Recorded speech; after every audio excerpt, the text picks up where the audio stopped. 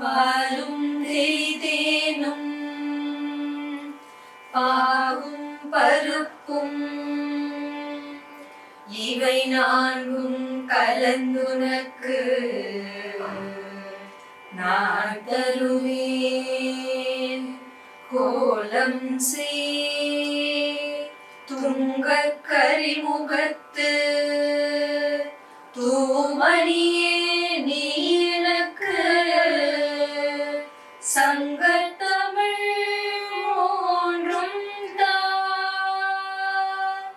மண் கண்டவன் குடை கீழாக மேற்பட்ட மன்னரும் என் பண் கண்டளவில்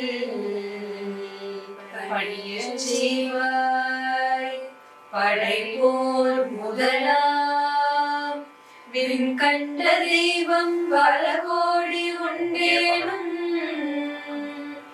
விளம்பில் போல் கண் கண்ட தெய்வம் உலதோ சகல கலாவல்லியே.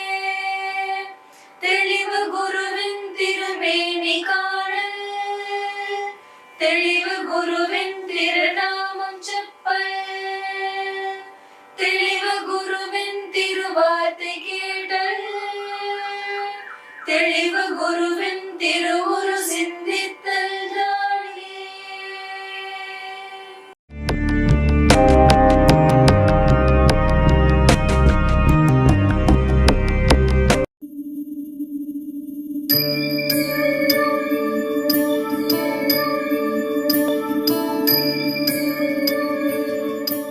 ரகசிய உண்மைகள் சேனலில் கதையும் கானமும் நிகழ்ச்சியில் உங்களை எல்லாரையும் சந்திக்கிறதுல ரொம்ப சந்தோஷம். இன்றைக்கி நம்ம ஒரு பிள்ளையார் கதையை பார்க்க போகிறோம். நம்ம தமிழ்நாட்டில் ஒரு கோவிலில் பிள்ளையாருக்கு கள்ள கணபதி, சோர் கணபதினு பேர் இருக்கான். அதை பற்றி உங்கள் எல்லாருக்கும் தெரியுமா? அட ஆமாங்க, கள்ள வாரண விநாயகர் அப்படின்னு நம்ம திருக்கடையூரில் இருக்கிற பிள்ளையாருக்கு ஒரு பேர் உண்டு. அதுக்கு ஒரு குட்டி கதை இருக்கு. முன்னொரு காலத்தில் பார்க்கடலை கடைஞ்சி எடுத்த போது அங்கேருந்து அமிர்த கலசம் வர அந்த அமிர்த கலசத்துக்கு தேவர்களும் அசுரர்களும் ஒன்றா சேர்ந்து போட்டி போட்டாங்களாம். அப்போது விஷ்ணு பகவான் மோகினி உருவம் எடுத்துட்டு தேவர்களுக்கு மட்டுமே அந்த அமுதத்தை கொடுத்துட்டபடியே இந்த அசுரர்களுக்கு கொடுக்காம மயக்கினபடி மாற்றிடுறாராம். இந்த விஷயம் நடந்துக்கிட்டே இருக்கும்போது இதை ஒருத்தர் கண்டுபிடிச்சிட அவங்க அந்த கலசத்தோட ஓடி போக ஆரம்பிக்கிறாங்க. அப்போ மறுபடியும் தேவர்களுக்கும் அசுரர்களுக்கும் சண்டை வருது. அப்போ அந்த கலசத்தை அப்படியே வச்சுட்டு எல்லாரும் யாருக்கு கொடுக்கணும்னு ரொம்ப தீவிரமாக யோசிச்சுட்டு இருந்த சமயத்தில் நம்ம பிள்ளையார் அந்த அமிர்த கலசத்தை எடுத்துகிட்டு வந்துடுறாரா, யாருக்கும் தெரியாமல் எடுத்துகிட்டு வந்துட்டு அதை நம்மளுடைய திருக்கடையூரில் இருந்த ஒரு குளத்துக்கு பக்கத்தில் மறைச்சி வச்சுடுறாரு. நிதானமாக அவங்க சண்டையெல்லாம் ஓஞ்சி எங்கே அமிர்த கலசத்தை காணுமே அப்படின்னு தேடி பார்த்தா அமிர்த கலசம் யார் எடுத்தாங்கன்னு தெரியலையேன்னு ஒரு குழப்பமே வந்துடுது. அப்போ நிதானமாக எல்லாரும் இதா கணேசர் தான் எடுத்தாருன்னு தெரிஞ்சுக்கிட்டு சிவபெருமான் கிட்ட போய் அமிர்த கலசத்தை கணேசர் எடுத்துகிட்டு போயிட்டாரு, எப்படியாவது அமிர்த கலசத்தை வாங்கி கொடுங்கன்னு கேட்டாங்களாம். அப்போ சிவபெருமான் கணேசனை கூப்பிட்டு கேட்டதும் என்னை யாருமே வணங்காமல் அவங்க எல்லாரும் அமிர்த கலசத்தை வச்சுக்கிட்டு சண்டை போட ஆரம்பிச்சுட்டாங்க, நீங்கள் தானே வரம் கொடுத்தீங்க என்ன முதல்ல வணங்கணும்னு, அதனால் நான் எடுத்துகிட்டு வந்துட்டேன்னு ரொம்பவும் சர்வசாதாரணமாக சொன்னாராம். சுட்டித்தனமாக இருந்த கணபதியை பார்த்துட்டு சிவபெருமான் உங்களுக்கு என்ன வரம் வேணும்னு கேளு, உனக்கு நான் அந்த வரத்தை தரேன், எங்களுக்கு அமிர்த கலசத்தை திருப்பி கொடுத்துருன்னு கேட்டாராம். அப்போ உடனே நான் எங்கே வச்சிருக்கிறேனோ அந்த இடத்துலையே நீங்கள் இருந்து வரவங்க எல்லாருக்கும் அருள்பாலிக்கணும்னு கேட்க அவர் ஒளிச்சு வச்சிருந்த அந்த நீர் இடம் அமிர்த சரஸ்னும் அந்த இடத்துலையே சிவபெருமான் அந்த கடத்தை வாங்கிண்டு தானே அங்கே அமிர்த கடேஸ்வரராக அருள்பாலிக்கிறதாகவும் சொல்லுவாங்க. அப்படி நம்ம பிள்ளையார் விளையாட்டுத்தனமாக அமிர்த கலசத்தையே எடுத்துகிட்டு வந்து நமக்காக அமிர்த கடேஸ்வரர் கொடுத்த இடம்தான் நம்ம திருக்கடையூரில் இருக்கிற அமிர்த கடேஸ்வரருடைய ஆலயம். இப்படி பிள்ளையார் நமக்காக அமிர்த கலசத்தையே கொண்டு வந்து அமிர்த கடேஸ்வரரை நமக்கு கொடுத்தாருன்னு அவரை நம்ம வேண்டி வணங்கலாம். இப்போ அவருக்காக ஒரு பாமாலை பாடலாமா? ஆடும் பொன்னம்பலனே அமிர்த கடேஸ்வரனே,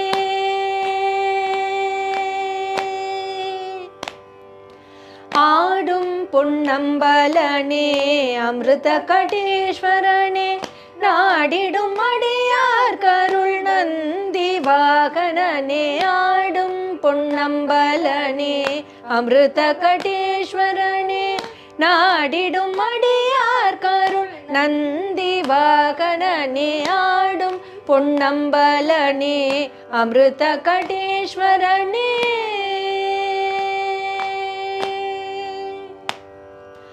தேவாதி தேவனே திருக்கையிலை நாதனே தேவாதி தேவனே திருக்கையிலை நாதனே திங்களை சூடிடும் ஈசனே நடேசனே தினமும் ஆடும் பொன்னம்பலனே அமிர்த கடேஸ்வரனே தேவாதி தேவனே திருக்கையிலை நாதனே திங்களை சூடிடும் ஈசனே நடேசனே தினமும் ஆடும் பொன்னம்பலனே அமிர்த கடேஸ்வரனே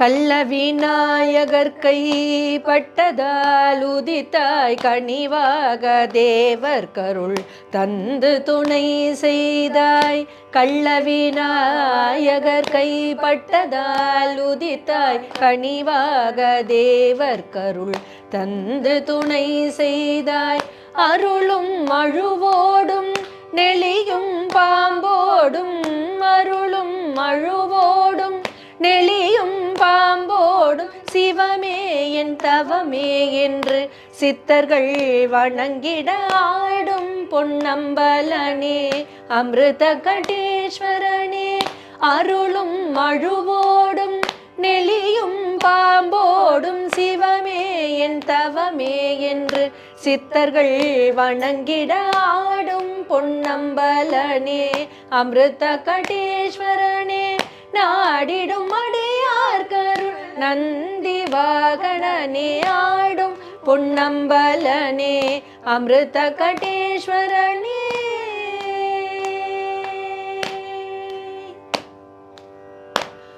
ஆக இன்னைக்கு அந்த அமிர்த கடேஸ்வரரையும் கள்ள விநாயகரையும் வணங்கி அழகான பாமாலையை சமர்ப்பிச்சிருக்கோம். இதே மாதிரி இன்னொரு வீடியோல மறுபடியும் உங்க எல்லாரையும் சந்திக்கிறேன். நன்றி, வணக்கம்.